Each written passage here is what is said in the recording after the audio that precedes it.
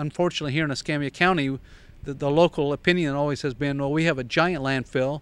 The more we can put in there, the more money the county gets. So let's keep filling it up and dumping all the trash. That's kind of a backwards way of looking at landfills. And in most of the countries, landfills are filling up. They're running out of spaces, especially in the urbanized Northeast and even in Oregon, places like that. They're filling up, and so the prices now, it costs more to dispose of garbage. So ECUA or whoever the local trash collector is going to have to pay more to get these things in there. By reducing the waste, you're reducing the cost. It's win-win.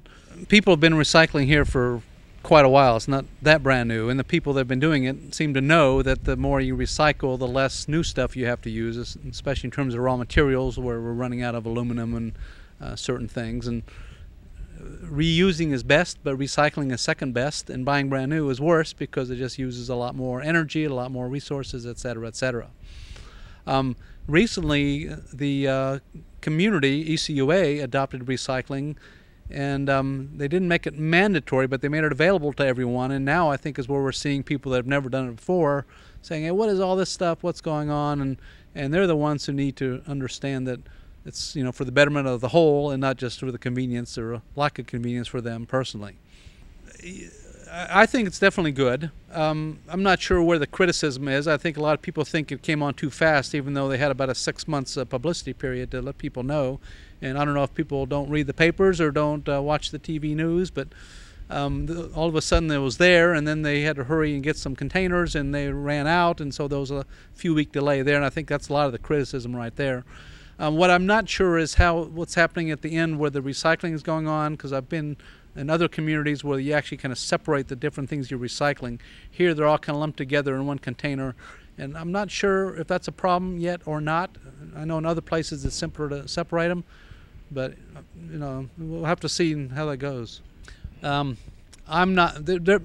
guessing that it may be for liability issues, broken glass, either their own employees get hurt or things like this, but also glass is a low income. It's not as maybe it's more efficient to do it, but it's a low income thing to recycle. And I've been recycling glass for many years, and very few people dealt with it because you need such huge quantities, and the price was relatively low, unlike aluminum or metals or even plastics for that matter are easier. And the cost of transporting glass, there's a lot of weight, so these are all, I don't know if it's all that. You can still voluntarily bring your glass to the drop-off containers, especially including here on campus. And so what I'm doing now, I used to have all my recyclables one place, and now I kind of separate the glass from the rest and don't have to make as many trips, so I'm saving fuel that way, so it's kind of win-win. Well, one, they should do it just out of moral grounds.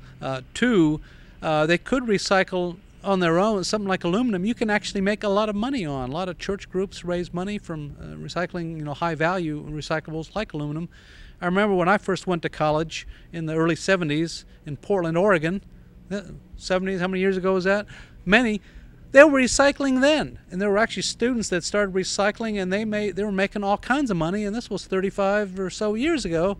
And so it's not just that you're helping the resources, you're not just saving energy production, you're not just reducing climate change, but you can put money in your pocket if you play this right. It makes a difference. It's all the little things together. You stack them all together, it's going to make a big difference. By reusing old resources, we're not having the carbon footprint we're having to get new resources and manufacture them into the products that we're using.